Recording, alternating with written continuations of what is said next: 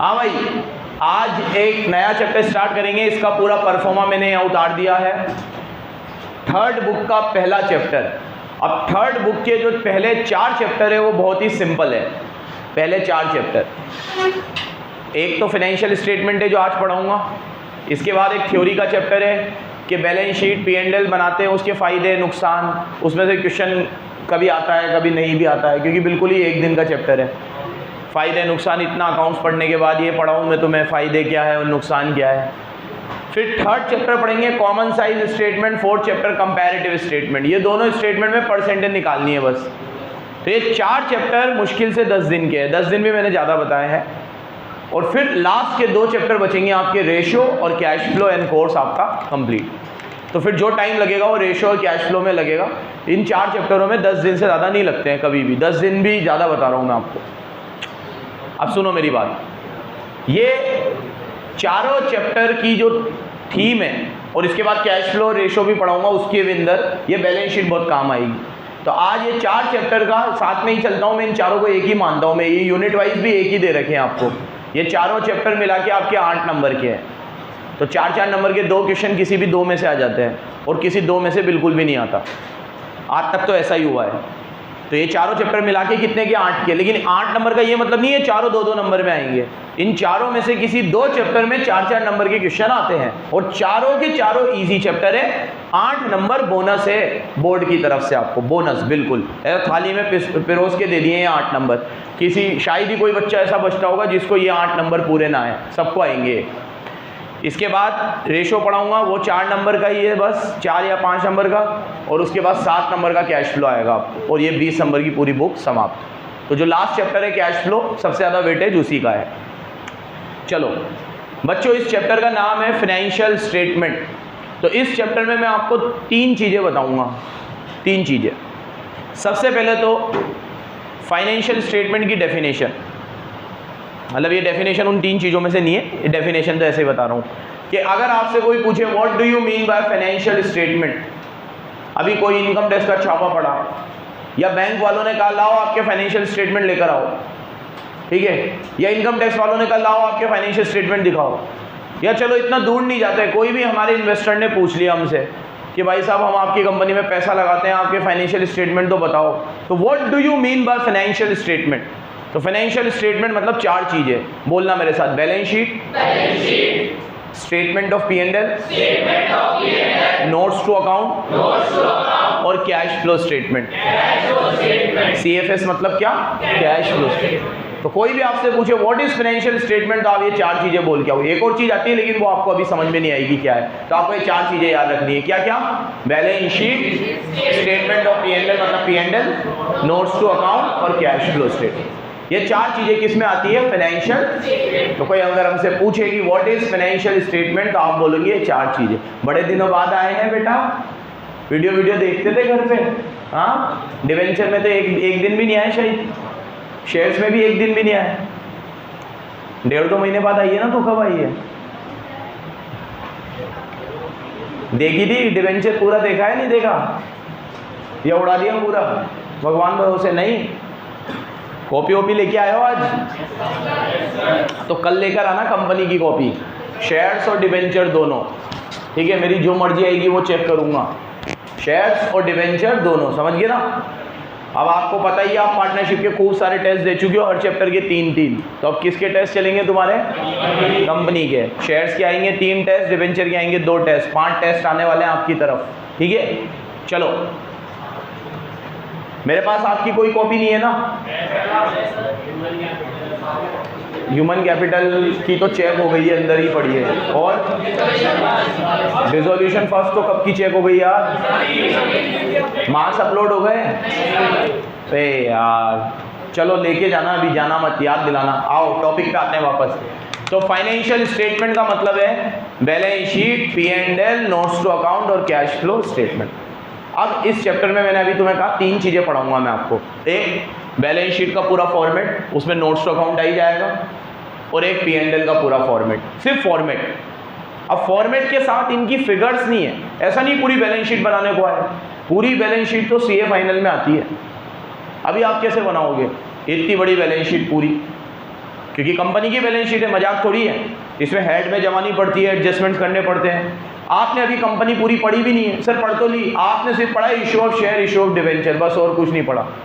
Company की accounts तो बहुत बड़ी होती है, आपने अभी सिर्फ शेयर इशू करना सीखा है और डिवेंचर इशू करना सीखा है। अभी उनका रिडम्पशन होता है, बायबैक होता है, बोनस शेयर्स होते हैं, राइट इशू होता है। There are an number of adjustments and chapters in company accounts. अभी आपने कंपनी पूरी नहीं पढ़ी, पार्टनरशिप आपने पूरी पढ़ ली। पार्टनरशिप जो आपने पढ़ी है 12th में, अगर आगे कभी आई तो यही लेवल की आएगी, except dissolution, admission, retirement, goodwill का ट्रीटमेंट, फंडामेंटल में आईओसी, सैलरी वगैरह की बातें, वो सब जो भी आपने पढ़ा है कंप्लीट पढ़ा है। कंपनी आपने कंप्लीट नहीं पढ़ी है। कंपनी का ऐसा कहूँ तो गलत नहीं होगा, एक अंश पढ़ा है अभी आपने, एक टुकड़ा बस। कंपनी अभी आपने इन ऑल एस्पेक्ट पूरी नहीं पढ़ी है, याद रखना। आगे आएगी फिर आपको 12th के बाद। क्या तो notes to account, P&L, balance sheet, ये फॉर्मेट मेरे को आपको पढ़ाना है। चैप्टर का नाम ही है फॉर्मेट ऑफ फाइनेंशियल स्टेटमेंट। तो पहले समझ लो इसका क्वेश्चन कैसे आएगा। ये फॉर्मेट मुझे आज आपको याद कराना है, बैलेंस शीट का और P&L का पूरा अच्छे से। क्वेश्चन कैसा आएगा, 4 नंबर में 8 एडजस्टमेंट आएंगे, 8 चीज़ें लिखी हुई आएंगी और आपको बताना है ये किधर दिखाते हैं। अब उसमें आ गया ऑथोराइज कैपिटल, तो आपको लिखना है शेयर कैपिटल में दिखाते हैं, आधा नंबर। उसमें आ गया क्रेडिटर, इसको इधर दिखाते हैं, इसको इधर दिखाते हैं। तो 4 नंबर में 8 एडजस्टमेंट आते हैं, हर एडजस्टमेंट का हाफ मार्क्स होता है। वो कब बता पाओगे, जब आपको बैलेंस शीट का फॉर्मेट अच्छे से लर्न होगा। इसमें क्वेश्चन भी ऐसे ही है और इसका कोई क्वेश्चन आपको कॉपी में नहीं करना है, सारे क्वेश्चन बुक में ही हो जाएंगे, क्योंकि बुक में आपको लिखा हुआ आएगा कि बताओ इसको कहाँ दिखाते, तो बुक में ही लिख देना, इसको इधर, इसको इधर, इसको इधर, सॉल्व। तो बिल्कुल माम चैप्टर है।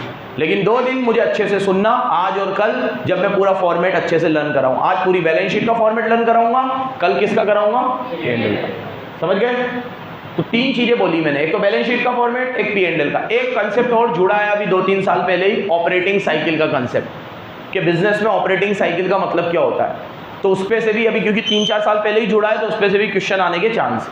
तो मात्र 3 टॉपिक इसमें मैं पढ़ाऊंगा आपको, बैलेंस शीट का फॉर्मेट, P&L का फॉर्मेट और ऑपरेटिंग साइकिल। क्या पढ़ाऊंगा? बच्चों बराबर सुन रहे हो? शुरू करूं अब मैं। बैलेंस शीट का फॉर्मेट, थोड़ा अपन कंपनी पढ़ के आए हैं तो थोड़ा बहुत तो याद है अपन को। शुरुआत कैसे होती है, इक्विटी।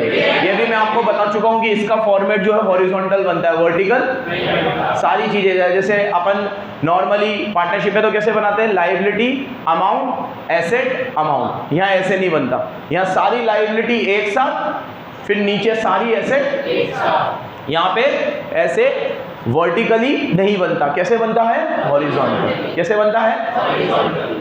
चुन रहे हो? चलो, सबसे पहले आएंगी इक्विटीज एंड लायबिलिटी।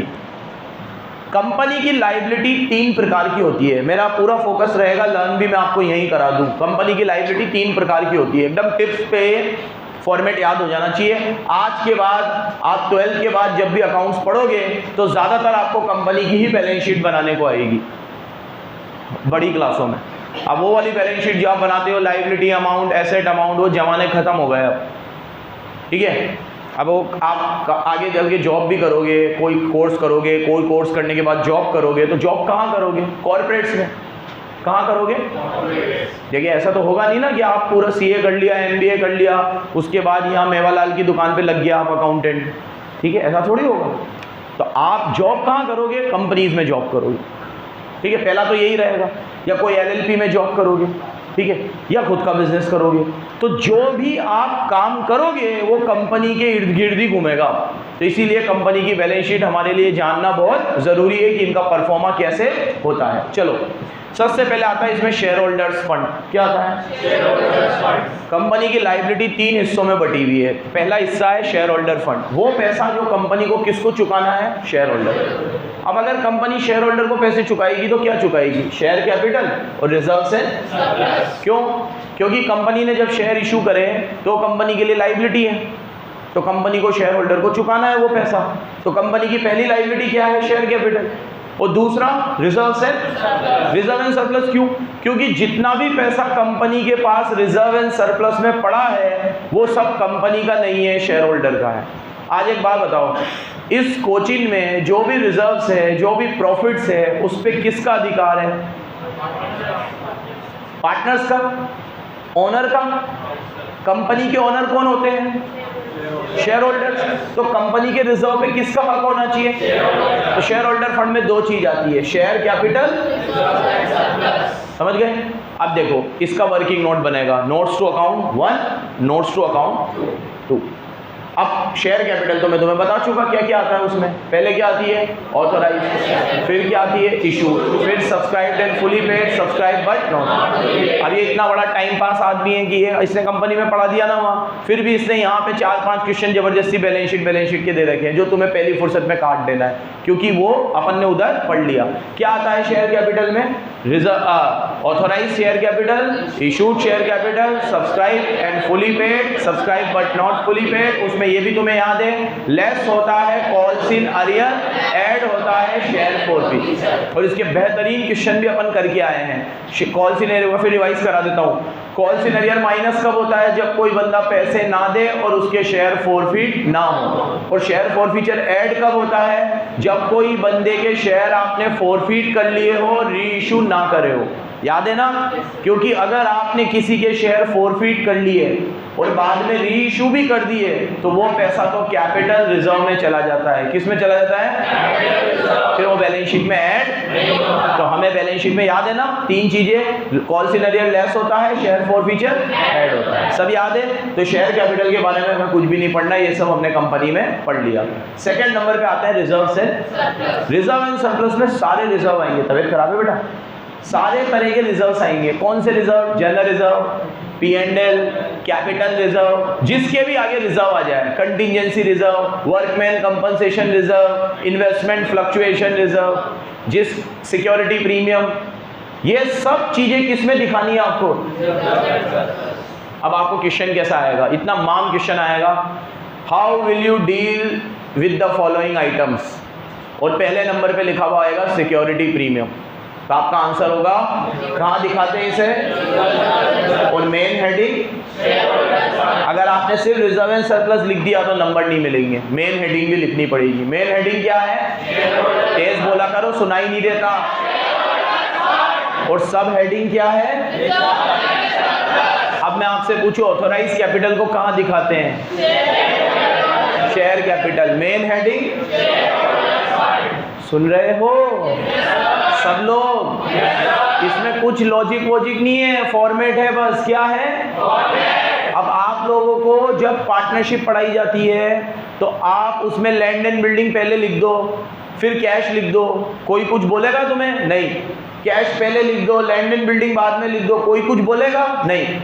लेकिन ये कंपनी है, सिस्टम वाले लोग हैं, प्रतिष्ठा वाले लोग हैं, डिसिप्लिन वाले लोग हैं। ये कहते हैं जैसे हमने बोला है, अगर हमने कहा है लैंड एंड बिल्डिंग पहले दिखाओ तो पहले ही दिखाओ।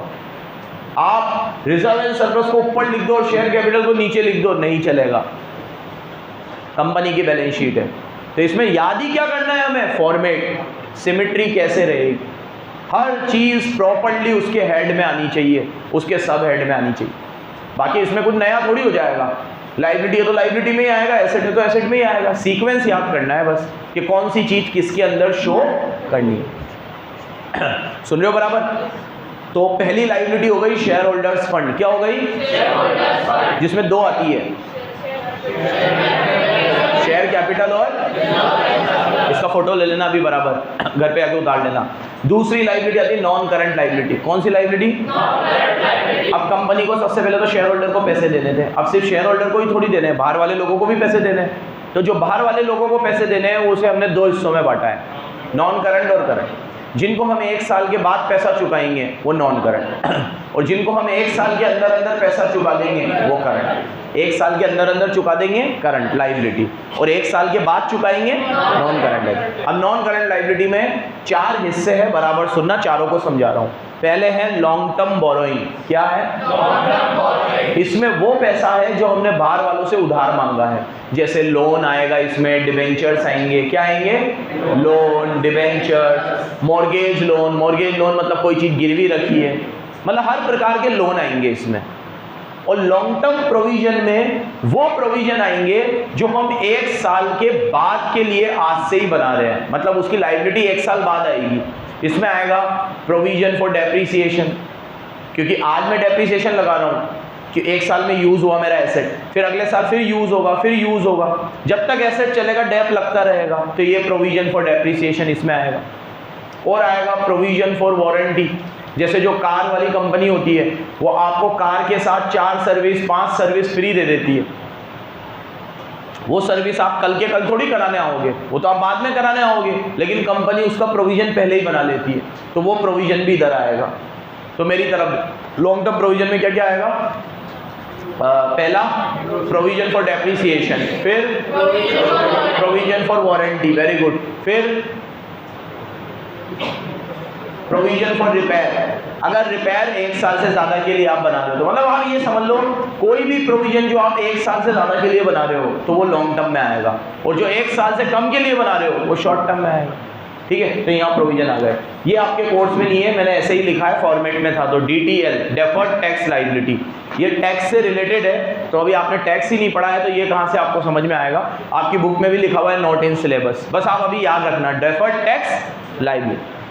और चौथी चीज आती है इसमें, अदर नॉन करंट लायबिलिटी। सुनो, अदर बहुत ज़रूरी है। आज कोई ऐसी बोरोइंग्स है या कोई भी ऐसी लायबिलिटी है जो ना तो इधर आ रही है, ना इधर आ रही है, ना इधर आ रही है, तो वो फिर अदर में आएगी। और इन्होंने अदर का हेड हर हेड में दिया है, अदर का सब हेड हर मेन हेड में दिया है, ताकि जो चीज़ किसी और में ना आए वो किस में आ जाए? अदर में आ जाए। किस में आ जाए? जैसे अदर का कोई एग्जांपल बता सकते हो तुम मुझे? हाँ, हमारे खिलाफ किसी ने कोई लीगल केस किया और वो लीगल केस का हम वो केस हार गए और हमें उसे पैसे देने हैं, तो हमने उससे कहा कि भैया हम 6 महीने के अंदर अंदर चुका देंगे पैसा। हमने मान लिया कि हम हार गए हैं, 6 महीने में चुका देंगे। अब वो 6 महीने में जो पैसा चुकाऊंगा वो बोरोइंग थोड़ी है, मैंने पैसे थोड़ी लिए उससे, वो तो चुकाने पड़ रहे हैं मुझे, तो वो अदर में आएगा। किस में आएगा? अदर में। और कोई एग्जांपल अदर का?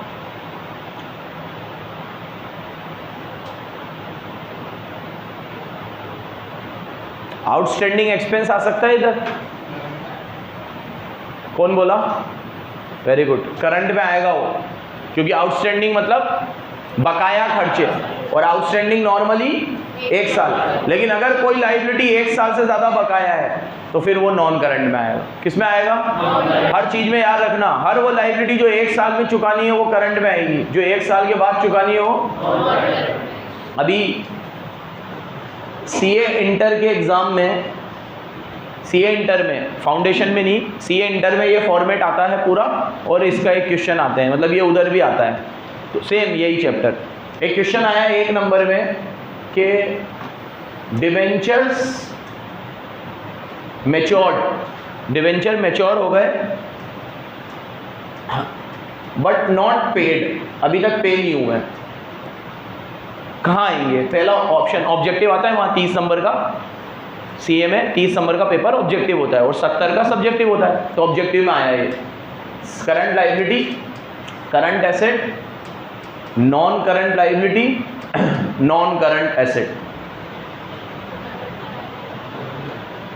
और बहुत सारे बच्चे इसको गलत करके आ गए, क्योंकि उनको ये दिखा हुआ डिवेंचर, तो डिवेंचर वो किधर लगाया है? NCL, जबकि आंसर था, क्योंकि डिवेंचर मैच्योर हो चुके हैं।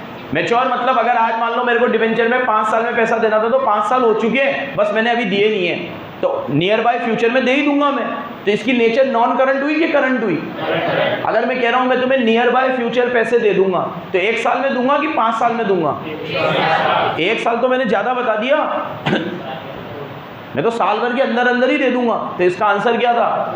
Current line. तो बच्चे गलत करके आ गए, मतलब ऐसा उन्होंने उसमें डाला था। वो पेपर जब हो जाते हैं ना तो बच्चों की जो कॉमन मिस्टेक होती है वो अपलोड करते हैं। अभी रिजल्ट आया ना, अभी 2-4 दिन पहले ही रिजल्ट आया CA का, तो वो लोग डालते हैं ऊपर की कॉमन मिस्टेक, तो उसमें कॉमन मिस्टेक में ये भी आ रही थी।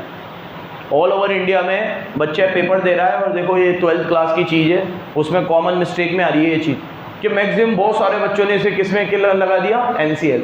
चलो खैर देखिएगा, तो नॉन करंट लायबिलिटी के कितने हेड है? 4 हेड। पहला long term borrowing, long term provisions, deferred tax और अदर, जिसमें डेफर्ड टैक्स और अदर का इतना क्वेश्चन नहीं आएगा। क्वेश्चन बनेगा लॉन्ग टर्म बोरोइंग और लॉन्ग टर्म प्रोविजन। कहाँ से बनेगा?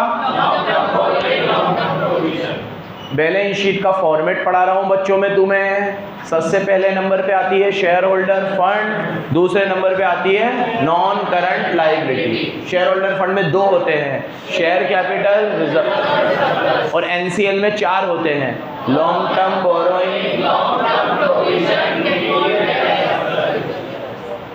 आगे सेकेंड, अब थर्ड नंबर पे बैलेंस शीट में क्या आता है? Current liability. करंट लायबिलिटी तो ऐसे ही याद हो जाएगी। लॉन्ग टर्म बोरोइंग उधर था तो इधर क्या आएगा? उधर लॉन्ग टर्म प्रोविजन था, इधर क्या आएगा? मतलब अगर कोई लायबिलिटी 1 साल के अंदर चुकानी है तो करंट, 1 साल के बाद चुकानी है तो कोई प्रोविजन में 1 साल के लिए बना रहा हूँ तो शॉर्ट टर्म, और कोई प्रोविजन 1 साल के बाद के लिए बना रहा हूँ तो लॉन्ग टर्म। तो लॉन्ग टर्म होगा तो किधर आएगा? नॉन करंट में, और शॉर्ट टर्म होगा तो करंट में। किस में आएगा? अब करंट में अगली चीज आती है ट्रेड पेएबल्स। भाई क्रेडिटर और बिल्स पेएबल, ये तो बरसों से किस में आ रहे हैं? 11 से पढ़ रहे हैं। तो हम क्रेडिटर किधर आते हैं? बोलो भाई बोलो। बिल पेएबल किधर आते हैं? और क्रेडिटर और बीपी को मिला के ट्रेड पेएबल बनता है। क्या बनता है? तो ट्रेड पेएबल भी करंट में आएगा। किस में आएगा? और अब जो बचा कुछ कचरा है वो अदर में आएगा। जैसे क्या बच गया? आउटस्टैंडिंग एक्सपेंस, अनअर्न्ड इनकम, ये किस में आएगा? अदर। तो भैया अदर भी बहुत काम का है। जो कहीं नहीं आ रहा वो किधर आएगा? अदर में आएगा। किधर आएगा? किस में आएगा? अदर में आएगा।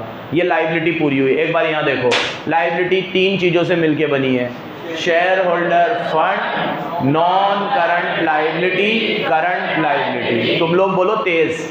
Share holder fund, non current liability, current liability. वापस बोलो। Shareholder fund, non current liability, current liability. अब शेयर होल्डर फंड में 2 चीजें आती है, शेयर कैपिटल। शेयर कैपिटल का बनेगा नोट्स टू अकाउंट, जिसमें आएंगी ऑथोराइज। भाई याद तुम्हें याद चलो। फिर शेयर कैपिटल के बाद रिजर्व एंड सरप्लस में सारे रिजर्व आएंगे, जैसे कि जनरल रिजर्व,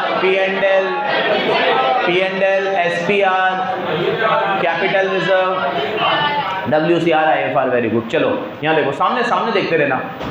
तो पहले आएगा शेयर होल्डर फंड, उसके बाद एनसीएल में 4 चीजें आएंगी, long term borrowing, long term provision, deferred tax और अदर। ठीक है, ये पूरा हो गया।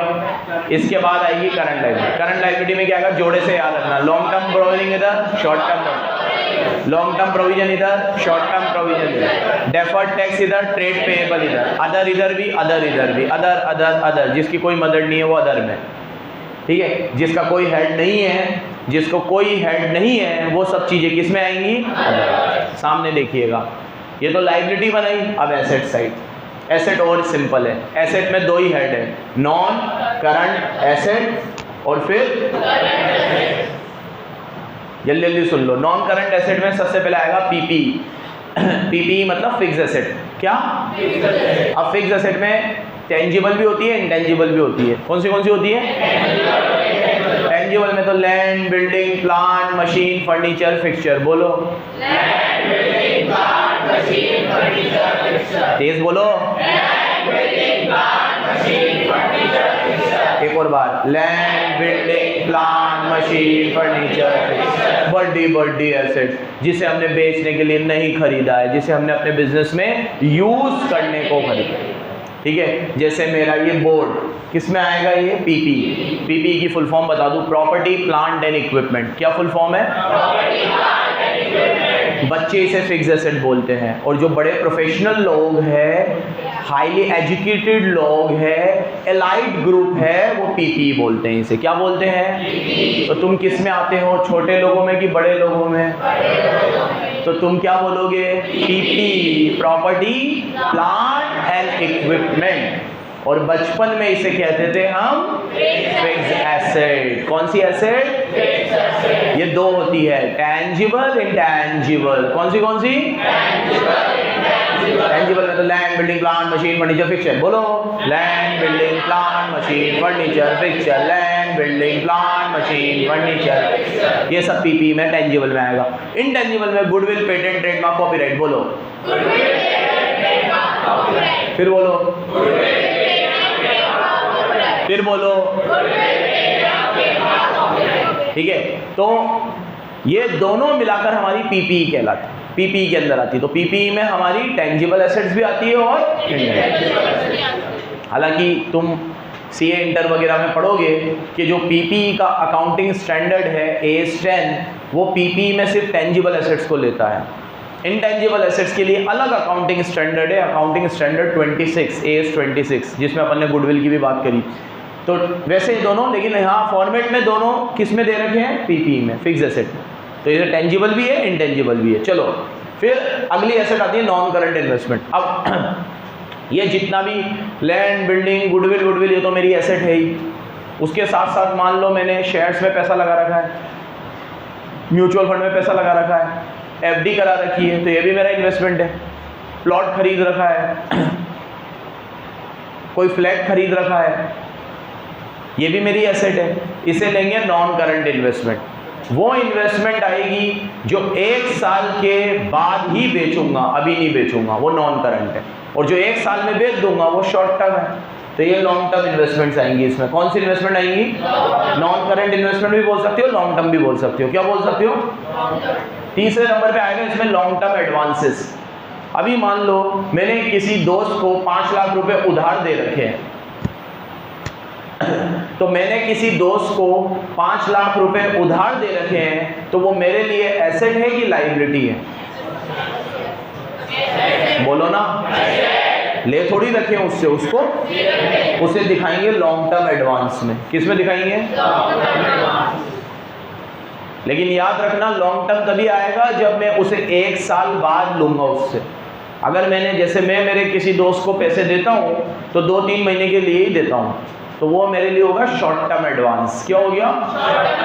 ठीक है। लॉन्ग टर्म में तो कहाँ से देंगे, ठीक है, होते ही नहीं है। अब अगर आपने किसी को लॉन्ग टर्म के लिए 10 लाख 15 लाख रुपए दे दिए, बोला 3 साल बाद दे देना, 4 साल बाद दे देना, तो वो लॉन्ग टर्म में आएगा। फिर किस में आएगा? DTA कोर्स में नहीं है। जैसे वहाँ था डेफर्ड टैक्स लायबिलिटी, ये है डेफर्ड टैक्स एसेट। ये टैक्स से रिलेटेड है, आगे की क्लासों में पढ़ोगे। जिंदा रहा तो पढ़ाऊंगा। चलो, और other NCA, other non current asset. अब जो नॉन करंट लायबिलिटी में नहीं आ रहा था वो अदर में आ गया। ऐसे ही कोई नॉन करंट एसेट में नहीं आ रहा तो वो अदर में आ जाएगा। जैसे प्रीपेड एक्सपेंस या ऐसे कोई एसेट लॉन्ग टर्म होने चाहिए। कौन से होने चाहिए? अच्छा, मैं तुम्हें एसेट पढ़ा रहा हूँ तो एसेट में मूल सिद्धांत क्या है? एसेट किसको मानते हैं हम? जो हमें फ्यूचर इकोनॉमिक बेनिफिट दे। क्या दे? Future economic benefit. अब इतना हम 11th-12th में अकाउंट्स पढ़ चुके हैं कि ये तो हमें याद हो, ये मोबाइल मेरे लिए एसेट है क्योंकि ये मुझे फ्यूचर इकोनॉमिक।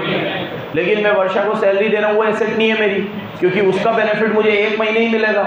अगले महीने मुझे बेनिफिट मिलना है तो फिर सैलरी देनी पड़ेगी, तो उसका मुझे फ्यूचर बेनिफिट। तो सैलरी मेरे लिए एक्सपेंस है। क्या है? मैं मनमोहन जी को रेंट दे रहा हूँ, ये रेंट भी मेरे लिए क्या है? क्योंकि मैं 1 महीने का रेंट दूंगा तो मुझे 1 महीने बिल्डिंग में रहने देंगे, 2 महीने का रेंट दूंगा तो 2 महीने रहने देंगे। लॉन्ग टर्म रहने तो वो भी मेरे लिए एसेट। लेकिन ये बिल्डिंग अगर मैंने खुद ही खरीद ली होती तो ये बिल्डिंग मेरी क्या होती? एसेट होती। भैया ये बच्चों जैसी चीज तो याद है ना हमें कि एसेट क्या होती है और लायबिलिटी क्या होती है। एसेट ही याद नहीं है और मैं सोच रहा हूँ नॉन करंट है कि करंट है। पहले ये तो याद हो कि ये एसेट है कि नहीं है ना। बेसिक्स मत भूल जाना, बेसिक्स। चलो बोलो, नॉन करंट एसेट 4 तरह की होती है। पीपीई, नॉन करंट इन्वेस्टमेंट या long term investment, long term advances. बाकी 2 याद नहीं रखोगे तो भी चलेगा, एक तो अदर और एक DTA। मेन 3 याद रखनी है आपको। नॉन करंट अरे पीपी, सबसे पहले तो पीपी में दोनों आएंगी, याद रखना, टेंजिबल और यहाँ लिखू के याद आ जाएगा तुम्हें। पीपी में 2 आएंगी, टेंजिबल और। अब अगर मैं आपसे पूछूं लैंड एंड बिल्डिंग कहाँ दिखाते हैं, आप क्या बोलोगे? और मेन हेडिंग, मैं आपको बोलूं गुडविल कहाँ दिखाते हैं, क्या बोलोगे? Main heading. मैं आपसे बोलूं ट्रेडमार्क कहाँ दिखाते हैं, मैं आपसे बोलूं investment in land and building कहाँ दिखाते हैं, लॉन्ग टर्म इन्वेस्टमेंट कहाँ दिखाते हैं, लॉन्ग टर्म इन्वेस्टमेंट, क्योंकि वो 1 साल से ज्यादा के लिए, ठीक है। मैं आपसे बोलूं इन्वेस्टमेंट इन शेयर्स, तो वो यहाँ नहीं आएगा, क्योंकि शेयर में इन्वेस्टमेंट अपन 1 साल से ज्यादा के लिए करंट है वो, कौन सी है? चलो लास्ट हेड पढ़ा देता हूँ, करंट एसेट। करंट एसेट जोड़े से याद रखना, लॉन्ग टर्म इन्वेस्टमेंट इधर था, शॉर्ट टर्म इन्वेस्टमेंट इधर, लॉन्ग टर्म एडवांस उधर था, ट्रेड पेएबल उधर लाइबिलिटी में आ रहे थे, या ट्रेड रिसीवेबल। तीन तो ऐसे ही याद हो जाएंगे, तीन याद हो गए। तीन करंट एसेट में तीन। सबसे पहला, मैंने मेरे दोस्त को पैसे दिए, बोला 3 महीने में दे देना, शॉर्ट टर्म एडवांस। मैंने शेयर मार्केट में पैसे लगा दिए, 1 महीने में बेच दूंगा, शॉर्ट टर्म इन्वेस्टमेंट। एक होता है शॉर्ट टर्म एडवांस, एक होता है शॉर्ट टर्म इन्वेस्टमेंट। 1 साल के अंदर अंदर शेयर बेच दूंगा, शॉर्ट टर्म इन्वेस्टमेंट। 1 साल के अंदर अंदर मेरा दोस्त मुझे पैसे लौटा देगा, शॉर्ट टर्म एडवांस। 2 हो गए। ट्रेड रिसीवेबल, ये तो करंट एसेट में आएगा, डेटर और वहां आता था क्रेडिटर और बीपी, यहाँ आएगा। ये 3 तो आई होप याद रह जाएंगे। अब नए 3 याद कर लो। इन्वेंट्री, करंट एसेट में स्टॉक तो आएगा ही आएगा, इन्वेंट्री और कैश एंड कैश इक्विवेलेंट। क्या आएगा? कैश एंड कैश इक्विवेलेंट में आएगा cash in hand, cash at bank और मार्केटेबल सिक्योरिटी। बोलो।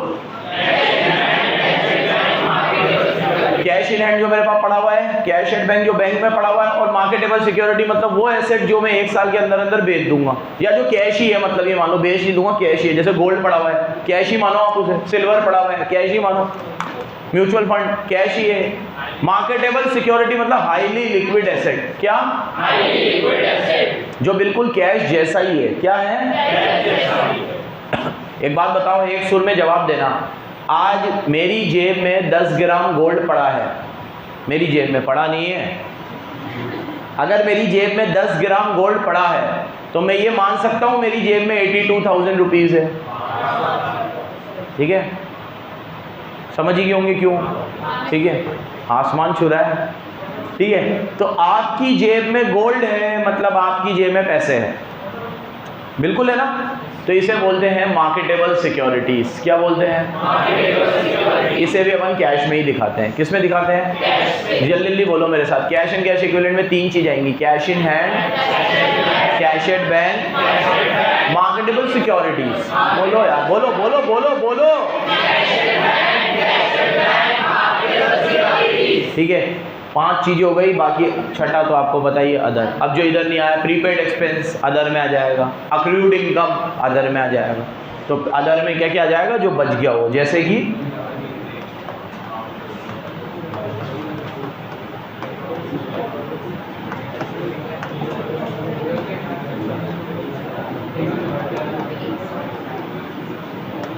मैं कल आते ही ये फॉर्मेट सुनूंगा एक एक बच्चे से, ध्यान रखना।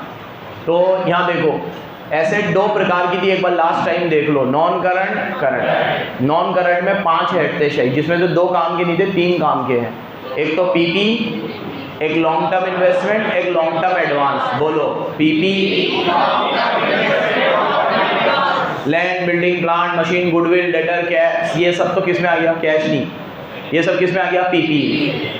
लॉन्ग टर्म अगर किसी को पैसे दिए हों उधार तो लॉन्ग टर्म एडवांस, और कहीं पे पैसे निवेश किए हैं लॉन्ग टर्म इन्वेस्टमेंट। और फिर आती है करंट एसेट। करंट एसेट में जोड़े से याद रखना, लॉन्ग टर्म एडवांस इधर था, शॉर्ट टर्म एडवांस इधर, लॉन्ग टर्म इन्वेस्टमेंट इधर थी, short term investment, trade creditor उधर था, ट्रेड पेएबल इधर, अरे ट्रेड पेएबल उधर था, ट्रेड रिसीवेबल इधर, क्रेडिटर उधर थे, डेटर इधर है, बीपी उधर था, बीआर इधर है। ठीक है, 3 ये हो गए, 3 नए याद रखना, इन्वेंट्री, कैश और अदर। इन्वेंट्री माने स्टॉक, वो तो करंट एसेट है क्योंकि वो 1 साल के अंदर अंदर कैश में कन्वर्ट हो जाएगा, और कैश भी करंट एसेट है, और कुछ बच गया तो किस में आ जाएगा? अच्छे से फॉर्मेट याद हुआ? क्या क्या पढ़ाई मैंने? लाइबिलिटी कितने प्रकार की होती है? मोटी मोटी 3, share holder fund, non current liability, current. फेंक दो साइड में फेंको। एसेट कितने तरह की होती है? 2, नॉन करंट एसेट, करंट। बाकी इनके अंदर के हेड आपको याद करवा दिए, लर्न हो गया ये। ठीक है, कल इसको पूछूंगा पहले P&L का फॉर्मेट, वो भी ऐसे ही याद करवाऊंगा। एक ऑपरेटिंग साइकिल है, वो ही ऐसे ही याद कराऊंगा। 10 मिनट की है वो दोनों चीज़ें। फिर इसके क्वेश्चन देखेंगे। क्वेश्चन ये पहला ऐसा चैप्टर होगा जिसमें कोई होमवर्क नहीं है। इसके अंदर बुक के ही अंदर आपको मार्क करते जाना है, ये किधर आएगा, ये किधर आएगा, ये किधर आएगा, ये किधर आएगा, ऐसी तैसी, खत्म। ठीक है, धन्यवाद। बंद कर दो भाई।